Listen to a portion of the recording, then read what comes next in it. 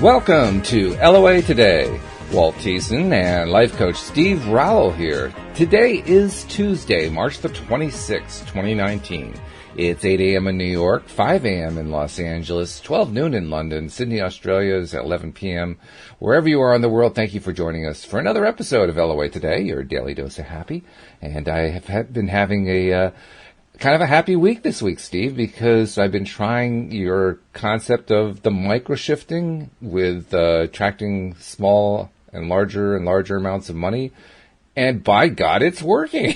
I love it. Yeah, it certainly does work if you work with it. I think you've had some really big wins this week, haven't you? Yeah. I was actually talking about it on yesterday evening's podcast, but I'll reiterate again that what I had done after we had talked last Thursday, I decided, okay, I'm going to give this a try, and I think you recommended starting at like 5 or 10 pounds or $5 or $10. And I decided $10 was bare minimum. So I decided to make it $10 or a lot more. That was my initial goal to go for. And 2 days later, Louise and I went up to Vermont to visit friends of ours and have lunch and so forth. And while we were out for lunch, they paid for about $20 of our lunch, which was really cool. And that certainly met or exceeded the $10 limit, but then we increased it to a total of $50 because when I reached in my wallet to pay the rest of our part of the bill, I found that I had a bunch of 20s in there, or so I thought, and I pulled out one of them and found it was actually a 50, which was cool. I didn't expect that at all. I didn't think I had any 50s. So that gave me an extra 30. So 30 plus 20, that means I actually gained $50 for the day instead, $10 unexpectedly, totally unexpectedly. I said, well, wait, that's a good result. I like that one. So the rule I knew was to double it. So I said, okay, I guess the next goal is 100. And said that, didn't give it a whole lot of thought until a couple days later yesterday. And after the morning podcast with Louis D'Souza, I took a phone call from a client of mine. For years, I've hosted a web server. I have my own web server. And I've had clients on there hosting their websites and their email and so forth. And I have this one client who by far is my biggest hosting client. Typically I charge like $10 a month to host a website and so forth. But this guy uses up so much disk space, it had gotten to the point where I was charging him $100 a month. Well, his office manager calls me up and says, Eric wants to double it. And I said, what? Yeah, he wants to double the amount of space on the server. So just bill us for the extra amount. So that gave me not just an extra $100, it gave me $100 a month and $100 a month over the course of a year, plus 2 extra months because it's 2 months until I would normally bill them. So I'm billing them now for their annual billing, and I'm going to collect an extra $1,400 on that one. So my $100 bill got exceeded by $1,300. There you go.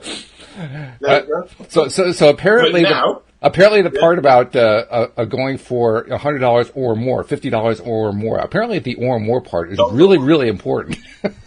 I had no idea how important. Wow. But what you're actually doing there as well, because this is something that my coach Dan, who came on the show a while ago, he taught me the money game and the concept behind it. Really, it's about you working out where your current belief system sits around what is possible for you to just manifest out of thin air. Right. Yeah. So that's what you've done there. So your belief system is actually quite a lot higher than you expected it to be. Yes. So yours is around about the $1,400 mark now. So now you can jump straight up to, I don't know, $1,500 and see what happens next. If then it might have just been a fluke, but I don't think it was because of what you've been doing. It's never a fluke. Then you can start that now at the 1,500 and go again and just see what happens. But 1,500 or more. Mm-hmm. And did you celebrate every time this happened? Well, that was the other thing because when I took the phone call, I almost blew off the result. I got off the phone. I said, well, yeah, that's just Eric being Eric again, and I didn't even realize, first of all, that I had hit my goal. I mean, it didn't even occur to me. And then after I realized it, I said, oh my God, I almost forgot to celebrate this thing. And I knew, I mean, we both know that's really, really important. That's how you build up the confidence. It's how you build up the excitement, the energy, the enthusiasm that you can carry on throughout the day and to other stuff. So, after I got off the phone with him and took care of something I needed to take care of, I went into the kitchen because I always, I make a second breakfast. I do 2 breakfasts every day. Went to make my second breakfast. And when I was in there and I'm doing my eggs up and so forth, I looked around, made sure there was nobody around, and I started doing the stands. I started getting excited and jumping up and down, shouting like, "Yahoo! All right!" Did that for a few minutes. But the whole thing about the celebrating, it isn't just about carrying the energy forward into the rest of the day. It's also about anchoring in to your subconscious. Yes. The fact that it's actually happened, you've actually created that wealth and that abundance through using that technique. Mm-hmm. So it anchors into the subconscious. Subconscious has now got something to grab onto and go, right, okay, well, this actually works. It's real. Right. Rather than going back into the old belief system that it had before. That's the key. Because then once you've done that enough times, the subconscious is suddenly going, right, okay, give me more of that, give me more of that. So we're getting all these good feelings, these good chemicals, all these nice things coming into our awareness, our body, our mind, whatever you want to call it. And it says, Walt, do that again. Yes. Do that again, Walt. Please do that again. The subconscious gets to the point. Yes, the subconscious gets to the point where it's just, wow, we've got to keep going. And then once you're at that stage, there's no stopping you then. You just keep going and going and going. And it makes sense, doesn't it? It does. Absolutely 100% makes sense. It does. For how your subconscious, behaves. So it's, and right. I'm really excited for you because that's awesome. You're right too, because when you have that real event, the kind that, wow, I mean, because I didn't expect that one at all. That was just completely. Sometimes you have a sense that something's coming. Well, I know I should get something at some point, that kind of thing. This one was just completely out of the blue. I had no idea this was going to come, and that made it interesting and fun and exciting.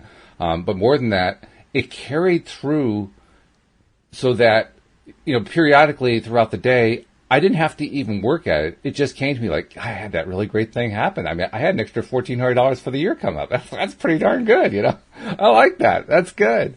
And I think you're right. There is that feeling in, I guess it's in the subconscious. It's a deep down feeling for sure that this stuff is really working. Got to do it some more. I need more of that. More. I feel the addiction. I want more.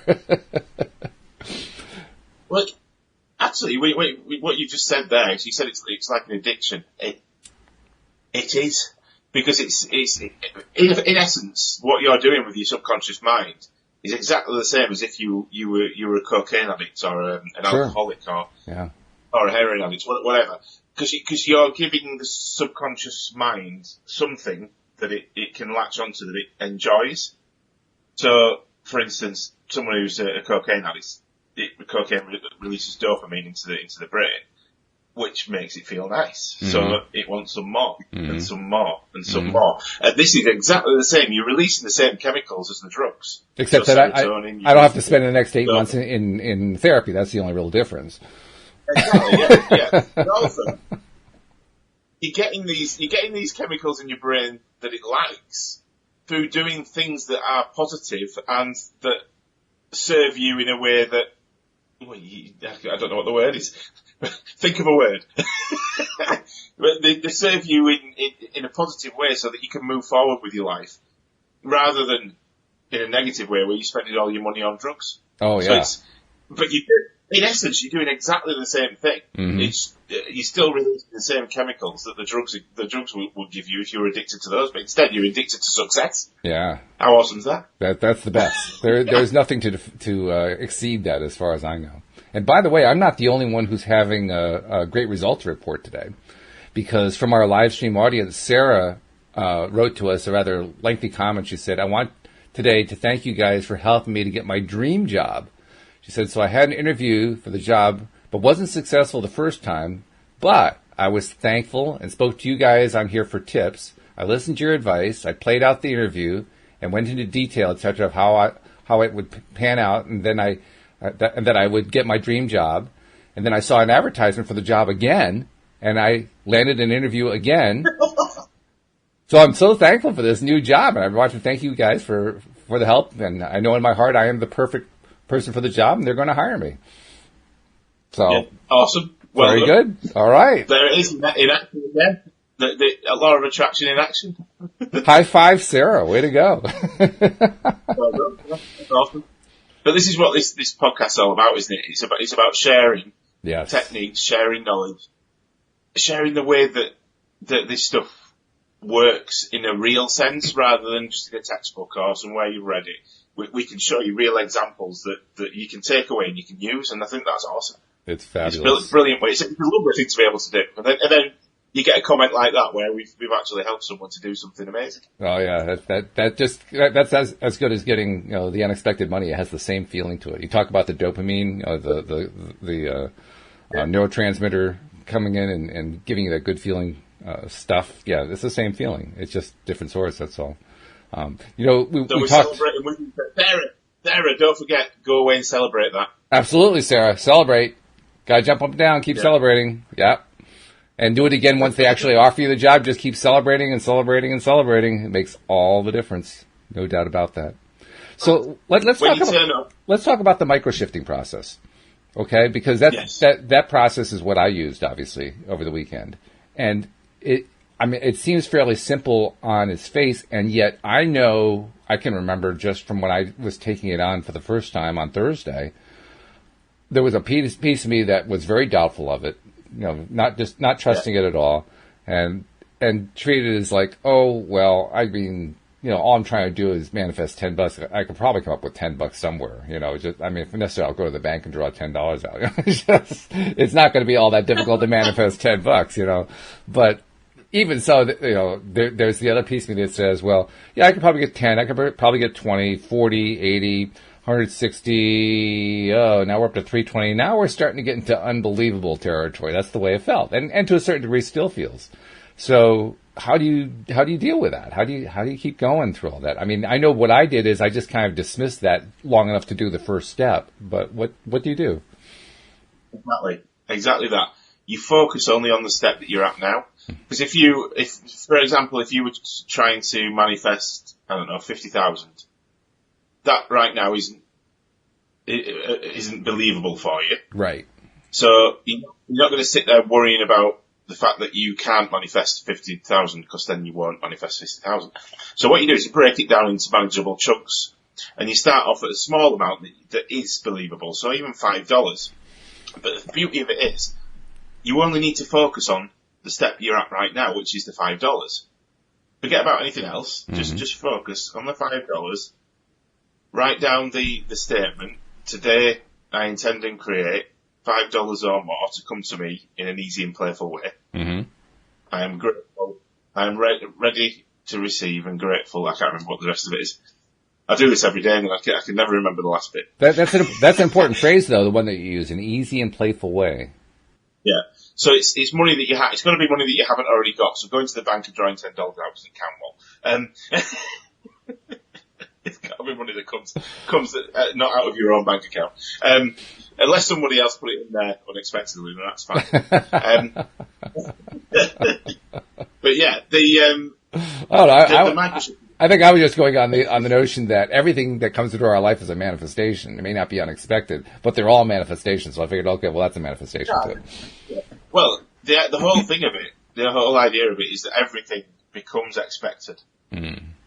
That's the place you want to be. You want to be expecting it to turn up, even if you didn't used to expect it to turn up. That's right. Where we want to get to with the Microshifting. Right. So you focus just on the step you're on right now, and you wait for that to happen. That turns up. Celebrate the hell out of it. Now, it's the process of the celebrating that then anchors in that this stuff works. Mm. So then when you push it up to the next level, so from $5 to $10, the $10. Again, you're only focusing on the $10. You're not worrying about doubling up and doubling up and doubling up and doubling up to wherever you want to go to. You focus just on that one. And then as your belief in this process grows, you'll find that you can then start making bigger jumps because you're celebrating every time. So your subconscious is going, actually, this works now. Mm. It worked for the 5, it worked for the 10, it worked for the 20. let's see if it'll work for 40. And then, right, it worked for the 40, I believe this now. So then you can probably jump it up to 250 or 400 and all of a sudden you'll find yourself going in bigger leaps. But then you'll get to a point where your subconscious goes, no, it's getting too thin now, and you'll drop back down. But if that happens, that's fine. You haven't taken a step back. All you do is just lower your amount slightly so that you're back in where your subconscious can, and then go through the process again, celebrate it again. Because sometimes once you start getting success, you'll forget to celebrate. Yeah. That's when it goes and back down again. Because you're not giving it those nice feeling, lovely chemicals that it likes. So it loses interest in a way and goes back to old belief systems. So it's about always celebrating. That's the main thing with this stuff, is celebrating it. But once you've got to a certain stage, you find that you'll just automatically start celebrating anyway. It all becomes habitual. Because currently, a lot of people habitually think in a negative way. So all we're trying to do really is switch that to the opposite, and then have that as our state of being rather than the state of being that we've got currently. Yes. And that microshifting is an easy way for your subconscious to do that, rather than trying to jump straight from something where you are now to becoming a millionaire. That's not conducive with how your subconscious mind works. So if you do it in micro shifts, because every little step forward is a step forward, it doesn't matter how big it is. Isn't that true? Because it doesn't matter how much money you actually manifest. You still get the same dopamine. And the dopamine's always the same. It's not like it's a smaller size dose for a smaller amount of money. Exactly. It's the same with anything. You manifest cars, houses, whatever it may be, a new partner. It all creates the same chemicals if you celebrate it. If you don't celebrate it, then why did you do it in the first place? Yeah. You obviously didn't want it anyway. Or more precisely, you didn't realize necessarily that there was an importance to the celebration. You may not have realized that you have to celebrate in order to shift the mind. People, it's the most common question, how do I shift my mindset? But when it comes to actually doing it, we don't realize what's important about what we're doing and how we're doing it. We like you said, we become so habituated to thinking negatively that even when we're thinking positively, we're thinking negatively. We just slip back into it. So it becomes really important to deliberately, consciously focus on the celebration and getting excited and just jumping up and down and doing whatever it takes to do your victory dance. Well, I had a client recently, and they were working through an issue, and it was to do with creating money around their business. So they were struggling to make ends meet with the business. They'd left a job and they'd started their own business, and it wasn't growing as fast as they wanted it to grow. Right. And they were worrying all the time about money, about not having enough money to keep going. So hence why they were creating this situation where no money was coming in from the business, or they were just managing to cover their costs. So easy for us to see it from the outside. It's so hard to see it when you're in the middle of it, but it just seems so obvious. This is why people pay for a coach, because true. They can then be from the outside and change the mindset. But the point with this was, this person was, when something didn't go their way, so for example, a client cancelled an order or something along those lines, and they didn't get the money that they were expecting, they'd go out and they'd have a drink of alcohol. So in effect, what they were doing, they were celebrating the negative things that were happening. Wow. They were giving the subconscious mind a reward for all the bad things that were happening in the business. Oh my goodness. Does that? Yeah. So, more bad things came because the subconscious is going, right, okay, well, we're getting this nice thing every time something bad happens and we don't get any money. And every time we feel bad, then we get this drink of beer or wine or whatever. Isn't that interesting? I got to touch on that for a moment here. Isn't that interesting? Because when we're not getting what we want, we feel bad, so we know we want to feel good. But the way we choose to feel good actually reinforces the bad thing. That's just that. Yeah. Talk about a double whammy. I mean, that's not even fair. But that's what we do. We'll celebrate the bad feelings and the bad things that have happened by rewarding the mind with something to try and lift it back up. But actually, you're creating the opposite effect. Yeah. And you're making it more and more difficult for you to break free from that cycle. That means there's an order. With that, right. That means there's an order to this. What's that? There is an order to this stuff. It isn't enough. I've been going on for the longest time on the idea that I just need to get myself into a good feeling place all the time. But that's not enough. You have to have an order. Yeah. You have to have a positive result, even of the smallest kind, and then get yourself into the good feeling place. If you don't do that, you actually undermine yourself. That's big. Absolutely. That's a really important distinction. I don't remember anybody ever even talking about that. You know, Abraham or The Secret or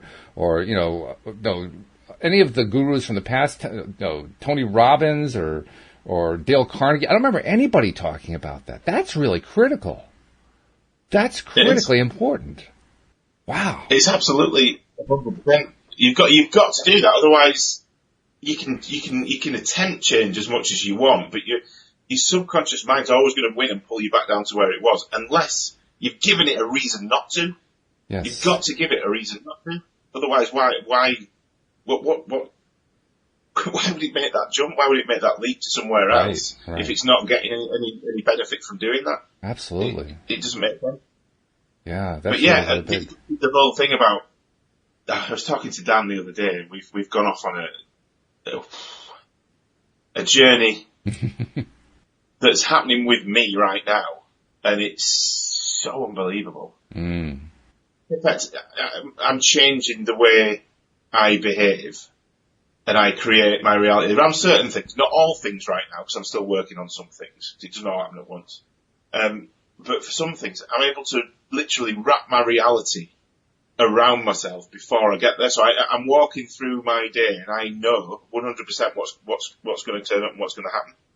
Or it does, because I've already played it all out in my mind. I've already given myself the celebratory feelings. This is where I'm trying to get to, is I'm celebrating the things before they happen that I want to create. Does that make sense? Yeah. So this is pushing it even further now, pushing it a little bit further. Sure. So you can shift your mind, but then you can, once you've got to a state where, you've managed to shift your mind to where you want it to be, now I can go and create the whole shebang of my reality around celebrating the things that I haven't got yet, but I believe that I have, because I'm already celebrating that I have got them. So the good feelings, good chemicals are there, which then create for me in front of me. Does that make sense? Did I explain that correct? Well, what you're essentially saying is that you don't have to rely on an actual manifestation, however small, in order to have something to celebrate, so that you actually do celebrate and reinforce getting something that you were hoping for.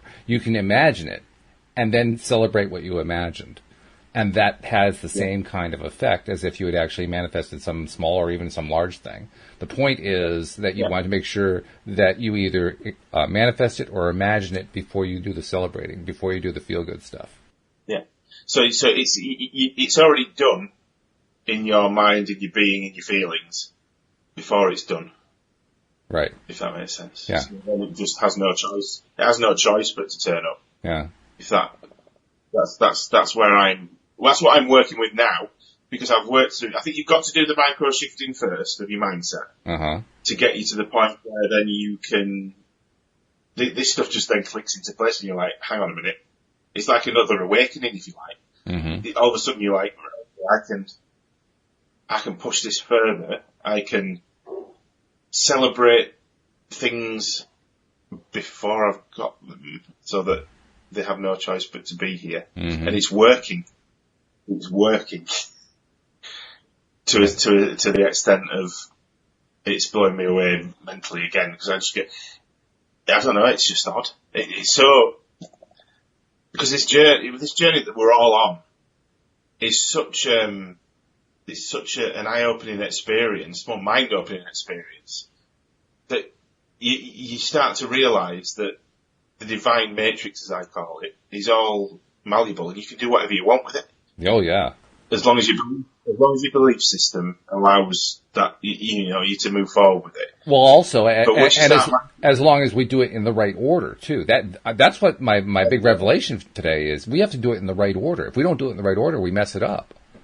I mean, that's what the example of the guy who every time something went wrong, he went and have a drink, and the drink rewarded the fact that he got something that he didn't really want. That's the wrong order. He did things in the wrong order. He didn't realize he was doing it in the wrong order. Yeah, but the beauty was when he had the realization, it was an instant change. Mm-hmm. Something's gone wrong.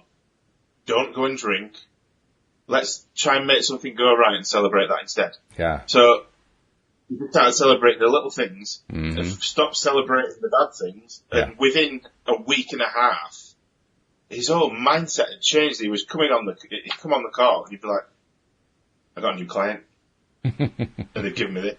I've got this order," and it was just so. It's such a beautiful thing to see when you see someone who's in a place of sort of helpless, just feeling a bit helpless, really, sure. not knowing where to go and what to do, and moving from that to this place of joy, happiness, and everything's wonderful. Mm-hmm. Within a space of a couple of weeks, it's just lovely. It's an awesome thing to be able to do. Oh yeah, well that's why being a life coach is so rewarding for you, I'm sure. Now we got a couple of questions.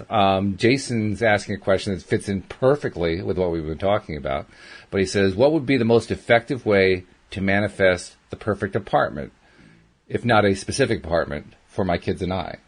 I suppose that would be it's about being specific about what you want to start with. So, you need to go and look at some apartments, don't you, to find out what you want?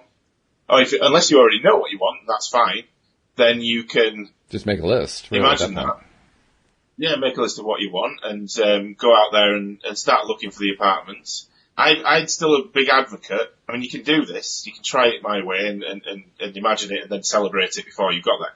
But I'm still a big advocate of going out there and using physical anchoring, which means you actually go and visit some apartments that are perfect, your perfect fit for what you want, sit in them, wander around them, just imagine that you're already living there, behave like you're living there, sit on the sofa in front of the TV and things, and just feel, the emotions and the chemicals of being in that place that's perfect for you. Right. And then you've got that to anchor in later on when you're doing your visualization and then you're celebrating that you're already living there. So I'd still go and do that. Still go and do your physical anchoring. Nothing stopping you booking some viewings on places that are sure conducive with what you. Why not? And then after that, it's about using the microshifting. If you think it's out of your league and you can't get that, that's a limiting belief that you need to work on. Right. So, but going down the route of moving towards that which you want in small baby steps will eventually get you to where you want to be, because it doesn't have a choice. As long as you're celebrating every little success. So when you go and view these things, celebrate it. So let's say, when we're talking about trying to manifest a certain amount of money, we talk about let's microshift it. Let's start at a small amount and work our way up to that amount of money. With an apartment, it's not quite the same thing. You really you can't really start. Let's live in a matchbox first and then work our way. It doesn't quite work that way. It doesn't work the same way, but that's more about the physical anchoring, going out there and finding out what you want, and then focusing on it to create it. Because it doesn't matter. You don't need money. You don't need anything to be able to get what you want. The universe will show you a way to be able to do that. Mm-hmm. I don't know what that way is going to be. You don't know what that way is going to be. But there will be one that you haven't thought of that'll just turn up, as long as you're doing it in the right way. And it's about celebrating that you're already living there. That's the main bit. That's the main bit. You've got to get the feelings and the chemicals of being in that ideal apartment, so that you can use those to anchor in whilst you're doing the celebrating. Otherwise, it's not going to, key up with it. And your mindset's got to be in the right place as well. I think that is very important, because Louise and I have done quite a bit of open house searching. Go for an open house on Sunday and pretend like we're there to actually buy the house and go for something that's way out of our price zone. But then forgetting afterward to celebrate as if we had just gotten the house. It's still a form of microshifting because I didn't actually buy the house, but I was trying to focus on having that house, and yet I wasn't celebrating it. Like, well, no wonder. You got to celebrate the thing, and it's a nice, cheap way to celebrate because you didn't have to put a down payment down or anything. You just went to go see this open house of this beautiful house that when you walked in the door you didn't think you could afford it, but now you're treating it like, well, yeah, I can afford it, and I just bought this thing and I'm living here and this is what it's like to live here, and then you're doing your little victory dance, and you just keep going with that. Yeah, that makes total sense. Of course, why didn't I think of that before? But what you'll find as well, because in my experience of doing this, because we've got the house on the market now and we're looking at bigger houses, which is exactly what you're talking about now. Mm-hmm. So we found a house that we really liked. That's out of our. I'm not going to say that because that's the wrong thing to say. That's a negative thing to say. So I'm going to reel that back in. That from my previous belief system would have been out of my price range, but isn't now. Sure. Isn't now. Yep. And the reason it isn't now is because we've gone down the route of viewing the house. We've put the offer in on the house. The offer on the house has been accepted. Then we've looked into mortgages. And the mortgages for getting that house suddenly are within what we can do as a family. And things have turned up to allow us to be able to do. I'm not going to go into them because they're personal, but things have happened for me and my wife that have allowed us to have enough money coming in to be able to up and get a mortgage on that property that we want. In other words, what previously seemed impossible now all of a sudden seems not only possible but certain. Certain, yeah. But not only that, the house that we put the offer in on, we were having a bit of we were micro-shifting again. And my belief system was still not where it needed to be. So we got a phone call 2 days after we put the offer in and it had been accepted. We got a phone call saying, somebody else has put a higher offer in, so the house has gone now and it's been sold. Oh my. And I was like, I did that. I've done that. So I changed my mindset again and we started moving down the route of moving towards the things that we needed in order to be able to get to where we wanted. Right. Because we stopped. We put the offer in and stopped. Yeah. Didn't celebrate. Yeah. Didn't celebrate that we put the offer in and we accepted. Mm-hmm. We stopped. So then this happened. But then we started going down the road again and celebrated that this house was ours. We started planning which car would go in which garage, where the dog would sleep, all these different things. Which flooring we'd put down in the kitchen. What we'd do with the garden. We'd get some decking. We'd have a barbecue over there. We'd build this, build that, do this. And all those things started to happen again, and then another 3 days later, we got another phone call. The house sale's fallen through; it's back on the market. So, crazy, unbelievable.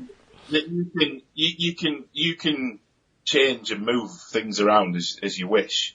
Yeah, as long as you're going down the right track and thinking in the right way. That's remarkable. That's just crazy. By the way, Jason followed up with a comment. We have a question from Sarah too. We'll get to that in a moment. But Jason followed up with a comment. He says, "I'm actually out of state from where I want to move, but I found an apartment I really want. So what can he do at that point now?" Go and look at it. Go and sit in it. Go feel what it feels like. Well, if the apartment is out of state, that might be a little bit tricky for him right now. If the apartment's in a completely different state, it may be too far of a journey to do just to go check out an apartment. Oh, is he wanting to move to a different state? I'm sort of misunderstanding. Or is he wanting that apartment in his state? He wants to move to a different state and find the new apartment in that state. But he hasn't currently made the move yet. So he's trying to do this visualizing before he actually makes the move to help him get the apartment so he can actually move. But he needs to put in, I say you need to put in some action. So I'd make the effort to go and have a look at it. Even if it is out of state, so what? If you really want that apartment, you're never going to go put an offering on an apartment that you haven't been in, surely. I wouldn't. This is true. So I'd still make the effort. I'd go there and I'd go and sit in this to make sure it is right, because it might not be, you might get there and not like it. and I agree with that from my own experience, because when Louise and I moved from Virginia to Connecticut, that's exactly what we needed to do. We needed to get an apartment here in Connecticut, and we had to make a special trip from Virginia to Connecticut. In fact, we had to do it twice, Because the first trip, we came up, we knew what the apartment was we were going to look at.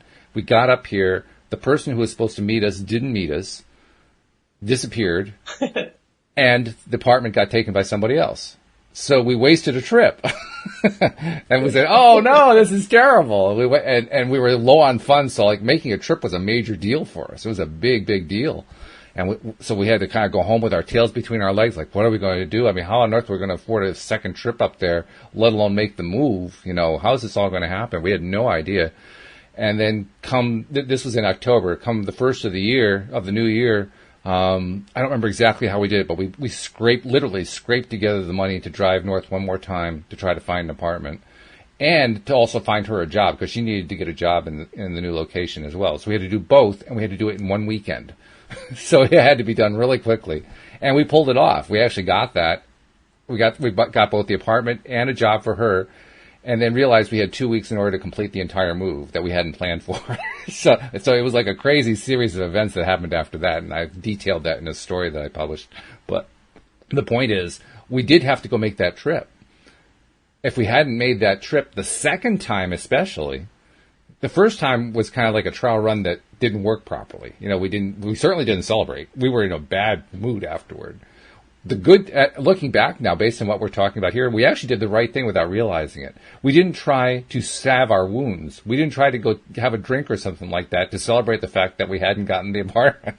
We just felt miserable. We said, we don't want to keep feeling this. So we changed our mindset and made the change, and second trip up, then we did find what we needed. So I agree with you. You have to go see the apartment, but you also have to do it starting with the mindset that you need. You have to, before you even go out there, if you go out with the mindset that you're not going to be able to find it or that you can't afford it, like what happened to us the first trip, then guess what? We couldn't find it, and we couldn't do either one. Yeah, exactly. So this is what it's about, because you've got to get to a place where you've already decided that thing's happening. Mm-hmm. So you're already making the choices and taking the actions and feeling the feelings of it already happening. Now, one of those actions, if you're just sat there looking for an apartment, but actually not wanting to make choices in alignment with being able to actually move into the thing. Mm-hmm. So that would be speaking to the agent, organising to go and view it, going up to the area, checking the area out, making sure you like the area, getting excited about it, working out how you're going to afford it. Well, not working out how you're going to afford it, but deciding on, do you need a job up there? Do you need this? So what you've got to think about is you've got a whole reality around everything that you're trying to create. It's not just a new job. It's not just an apartment. It's not just a car. If you look at, let's take the apartment, for example. You're looking at an apartment. Also around that, if you've got kids, you're going to have schools. Mm-hmm. You're going to have a job. Mm-hmm.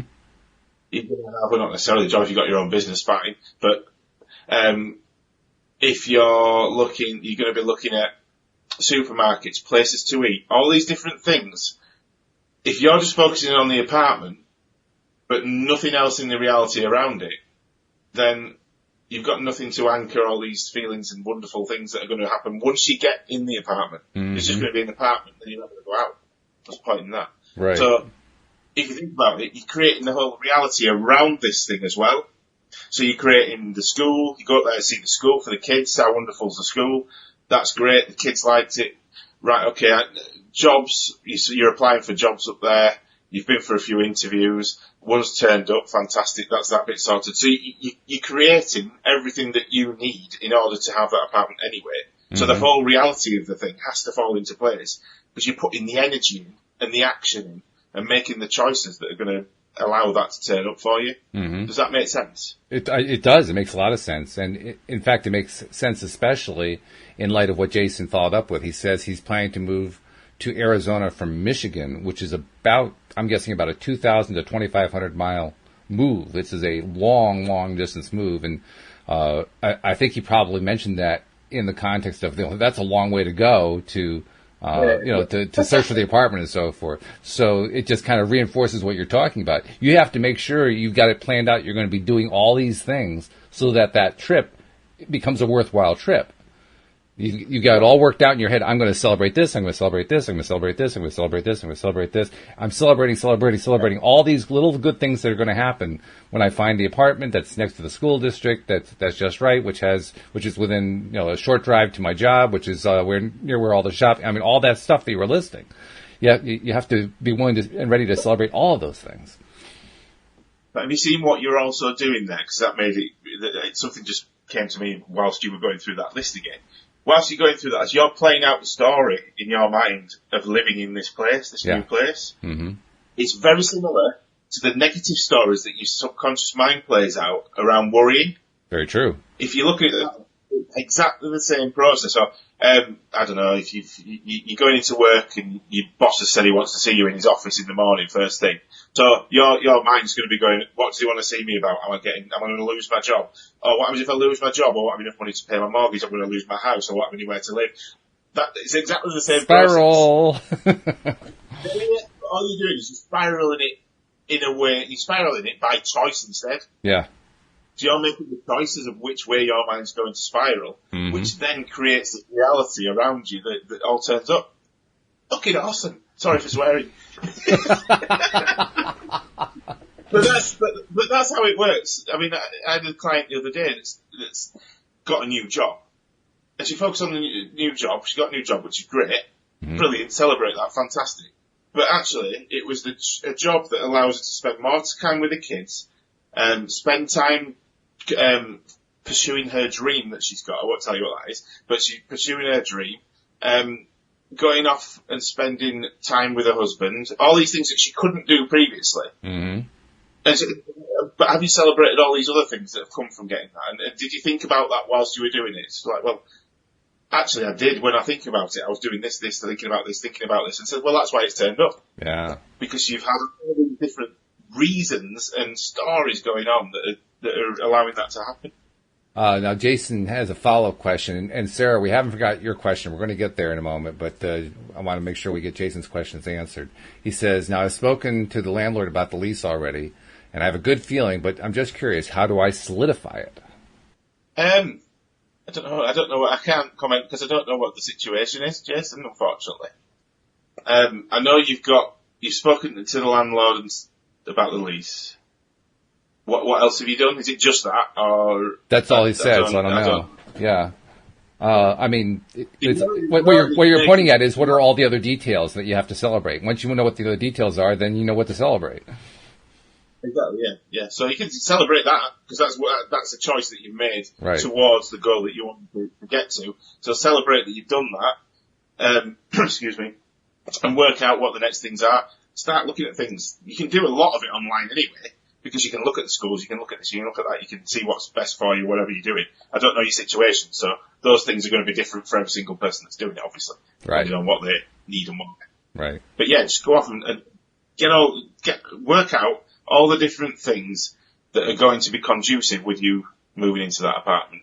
All the little details. It's not about massive things, it doesn't have to be massive things. It can be, where's the nearest shop to buy a tin of beans or some sausages, I don't know. It's simple as simple, things like that. That are just everyday things that your subconscious can anchor onto. And those are actually the best things. I'm now really appreciating how important those small things are. Because they give you the exact same dose of dopamine. They give you the exact same dose of feel-good. It's just that it's a smaller thing, that's all. But the experience is just as powerful. Which is the best pizza shop? Do they deliver to that apartment? Am I in the catchment area for good pizzas? Things like that. Just random things. Yeah, that's very powerful. Now, I do want to get to Sarah's question. Sarah says, when you say celebrating, how do you mean? What do you do when you celebrate? Different for everybody. You'll know this, Walt. But the way I do it, I've got a certain happy song that I put on, which is something that makes me feel absolutely awesome. So if I've done something, I'll put that on to get myself into that state whilst focusing on the action or thing that I've created or wanting to create. Right. If I'm trying to anchor it in. So that's one of mine. I'll also just act silly and stupid. I'll run around in circles making silly noises like I'm a child. Just anything like that gets you into a state of joy. Just become a kid. That's what I do. Just start acting childish. That's a good way to think about it. Just behave like a kid. And I can't remember who said it to me. Somebody said to me recently, I think it was Linda, actually, Linda Armstrong, said to me, imagine how like a 6-year-old runs when they're excited. They don't run with perfect form. They run kind of all over the place. You know, there's no form at all for a 6-year-old who's celebrating. It's just kind of wild exuberance. So let yourself be wildly exuberant. I either put my happy song on or I do exactly that. I'll run around the kitchen, just it might sound stupid. I don't care because it gets me results. That's why when I told my story, that's why I said I looked around to make sure there was nobody else there. And once I knew nobody else was there, then it was okay. I could kind of go crazy and nobody would make fun of me. There'd be nobody who'd be saying, what the hell is he doing? You know, it was okay, you know, because I was safe. I'll do it anyway. I don't care. Well, you probably would, actually. Based on what I know about you, you probably would. Now, we also have we have a celebration success story to tell, because Angela posted on the post associated with this live stream her own success story. She titles it LOA Success, ! She says, congrats, I want to share. 3 years ago, I wanted to manifest a job at BMW. I wanted $20 an hour, and I wanted to manifest a house. Well, I manifested my job at BMW, but it was a lot less than the hourly wage I wanted. 2 weeks after I started the job, I got a call for another job I applied for exactly what I asked for. The job was a bit far from where I lived, but I took it, and after 2 months, the owner said he owned a rental property and asked me if I wanted to rent it with the option to buy so I would not have to commute so far. So literally, the LOA gave me all 3 things I asked for. There you go. There you go. And I'm willing to bet that she did some celebrating in there, too. I would think so. Yeah, because otherwise she wouldn't have had that sequence. Yeah, things still do turn up if you're not celebrating, but you can speed the process up. Well, when you get the sequence almost invariably means some sort of celebrating happened. I mean, whenever I'm thinking about manifestations, I always think about that story I told a few minutes ago about how we had to make the move. Because that story is actually like 4 or 5 stories all wrapped in one. It was about finding a new place to move, getting rid of old vehicles that were on their last legs, getting brand new vehicles, finding some cats that found us. 2 of them we had to find homes for because we couldn't bring them all with us. I mean, there were like 4 or 5 stories all wrapped up into one. And they all happened, well, I mean, there was like a lead up that happened over like a 6-month period, but the crisis, if you will, for all 4 or 5 of them happened within like a 2-week period. And so it was an intense 2-week period. But as I look back on it, and I've told the story many times from a variety of different viewpoints, starting points, as I look back on it, I realize there were times we were celebrating. We were not doing it deliberately.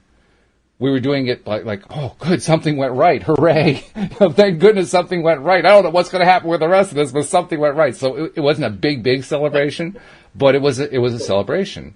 And I can now see that those celebrations, as small as they were, and they were often pretty small, because we were still pretty scared about what was going on. I mean, literally everything was, in one sense, falling apart for us, and in another sense, it was all coming together. When you have that degree of change going on, it's let's put it this way, you're not in your comfort zone anymore. You're way outside. The comfort zone is like 25 miles away. That's exactly where you should be all the time. I understand that now. At the time I would have said, no, please, I can't take this anymore. But the comfort zone bores me now. I can't sit in comfort zone very long. I get withdrawal symptoms from not being outside of my comfort zone. It's a strange situation, but yeah, I used to be. I wouldn't ever leave my comfort zone when I was. If you look at me, 6-7 years ago. Well, it's when you're used to being there, it's a scary thing to think about, to contemplate. Leaving that comfort zone, that's terrifying. When you're there. But now I enjoy it because I know there's nothing to be scared of. Yeah. What's the worst that can happen? You can end up back where you used to be. So what? Nothing to lose, is there? Well, actually, now that I'm spending more time outside the comfort zone, that does seem like something to lose. Going back to the comfort zone seems like something to lose, you know? Like, oh my God, I'm back in the comfort zone again. Oh no, I lost that wonderful place I was in. Yeah, really put it like that. So, yeah. So, thanks for the questions we've been getting. If you have more questions, feel free to type them into the live stream comment section. We'll be able to address them or just bring up whatever celebrations you want to bring up that have been good. But in the meantime, we'll just continue. We got like 8 minutes left, and actually, I want to make sure I do this. I have been forgetting in the last week or so. I've been remembering to do my promos, but I've been forgetting them for quite some time. So I want to get the promos in now, and then we can finish up with some wrap up. But the promo is very simple. If you're not yet a subscriber to the podcast, look at the great stuff that you get when you become a subscriber, and they come streaming to your smartphone live every single time. Live and, well, actually, a podcast by definition is not live, so I should change that. They come streaming to your smartphone immediately after they get published. That's what I was trying to get to.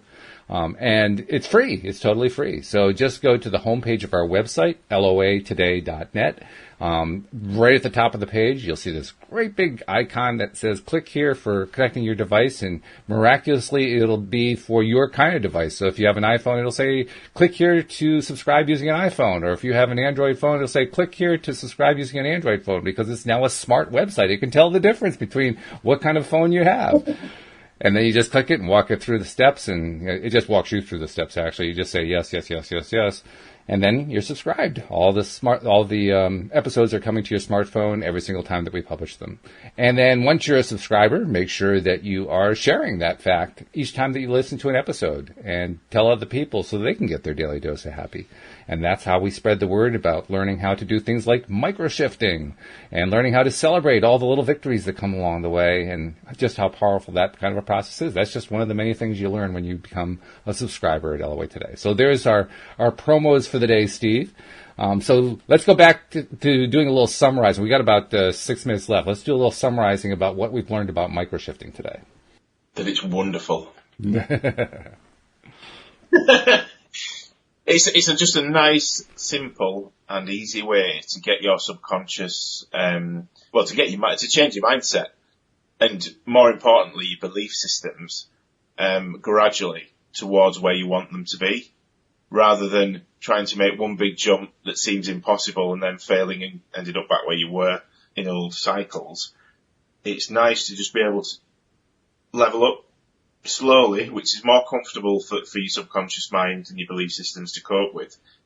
But equally, the more you do that, and the more that you celebrate each time that you've done that, it becomes eventually habitual, so that around the thing that you're trying to microshift your beliefs around, all of a sudden you'll find yourself making bigger and bigger and bigger leaps, so that actually the time taken to get somewhere reduces massively than trying to make one big leap failing, one big leap failing, one big leap failing, and never getting there. Mm-hmm. You eventually get there through lots of little, what we call microshifts, in your mindset and your belief system, so that you're actually making progress. And really good, solid progress that's going to last and not going to fade away like it always has done before. I think that's it in a nutshell, really.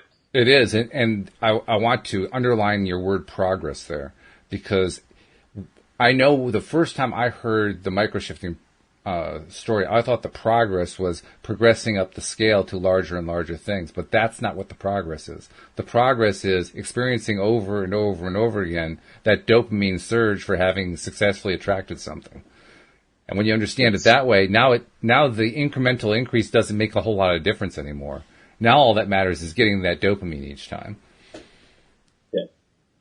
Or the serotonin or whatever else. I don't know. Dopamine, serotonin. We'll have them all.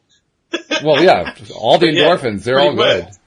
But it works because it's not such a big shock, and you're not moving massively out of your comfort zone each time. So you still got that cushion of safety, if you like. So you don't feel too exposed into something that's too much to handle, which is a great way of doing it, because you don't run a mile, you don't get scared, you don't fail. I mean, there is no failure anyway. All we do is make choices. If it doesn't work, we haven't failed, we've just learned something and we'll do it differently next time. Right. But we can do that and shift so much easier if we do it in baby steps. Absolutely. And those baby steps are really Also, powerful. Sorry, go on. No, I'm waiting for you to say also. Also, there's another shoe to drop. Let's find out what the other shoe is. Well, what I was going to say, I've put a post on Facebook, but I'll share it with your listeners as well. So I'm actually offering right now 1 free coaching session with me, but only if you mention LOA today. So you can either message me through Facebook on Messenger at Steve Rowell, or you can find me on Instagram at steve.rowell. You can send me a direct message on there. Alternatively, go on Facebook and add me as a friend, and you can find the post and just just follow the instructions on the post, and then I'll contact you, and you get one free coaching session where we'll go through the law of attraction stuff, because I give the law of attraction stuff away for free anyway, because I don't think anyone should have to pay for that, because it's a universal law like gravity, and we don't pay for gravity. So, right, I've never charged anyone to It's true, yeah. Mindset stuff's a little bit different because that takes time and effort. Yeah. It's an involved thing to do. But yeah, if someone wants a free coaching session I'll walk you through what I do, how it works. We'll talk about the law of attraction, get you creating something. Just drop me a line and we'll get moving. Just mentioned LOA today. That's great. Thank you for making that offer. That's wonderful. And also, Jason said something after I made my announcement. Maybe I need to clarify. He says, can I catch recordings of the shows? Yes, Jason, that's what the podcast is. The podcast is a collection of recordings of the shows. So go through the process. Subscribe. Get all those shows coming to your smartphone as they get published. That's the whole point. A lot of people, I think I've confused people, Steve, actually, by doing the live streaming of the podcast, because they begin to believe that a podcast is a live stream. That's actually not what a podcast originally was. It comes from the word pod or iPod. A podcast is literally a recording of a show or of a music show or whatever for playing on an iPod. And the only way to do that is to actually pre-record it so that it can be downloaded onto the iPod. That's what a podcast is. So yes, Jason, you can get all the recordings of the show just by subscribing to the podcast. So just go to the homepage, loatoday.net, and it'll walk you right through it. Just click the link there, and you'll be a subscriber, and you'll get every single recording that we do. So there you go. I'm sorry if I didn't. I apologize if I didn't explain that carefully enough before. So hopefully, did I make sense now, Steve? Did I actually make sense the way I said that? Okay. It makes sense to me. I don't know what a podcast is either. I just realized a lot of people wouldn't know. Yeah. The live stream is like an added feature that we do. That's something that most podcasts don't do. We do the live stream in addition to the fact that we're recording the podcast. But yeah, the podcast is just a pre-recorded thing. We're doing the pre-recording, and you're watching it if you're listening to the live stream. But most of our listeners, like 98% of our listeners, they're listening to the podcast. They're listening to the recorded stuff. So, you're joining the ranks right there. So, Steve, thank you for giving that special offer to everybody. I really, really appreciate that very much. And thank you for giving us all this wonderful information about microshifting. I mean, this is something that I think it's going to be a theme going forward for us to talk more and more about it. But wow, what a powerful process. It is a powerful process, and it needs, the thing is though, you do need someone to facilitate it for you, and have regular contact, because yes, when you start, sometimes if you're not getting the progress that you want, you will get disheartened with it. Sure. But it's then about somebody else having a look at what you've done and actually saying, but you have made a lot of progress, because sometimes you can beat yourself up even if you've taken a little dip. Yeah. But actually, you've gone from right down here to right up here, and you've dipped that much, so you've moved all this way, but you don't realise because so you there haven't it got is. somebody from the outside. There's a reason you get a coach then right there, or to listen to the podcast, so you can have that regular contact to help you stay on that positive side. And like, don't worry about if this didn't work this particular time. You just need to make a shift, and we're helping you make the shift. So yeah, that's a good reason to get a coach. So, on that happy note, I will say, Steve, I will see you on Thursday. It'll be Thursday evening for you, Thursday afternoon for me here. So, I'm looking forward to that. And thank you to our live stream and our podcast listeners. We'll see you all next time here on LOA Today. Goodbye, everybody.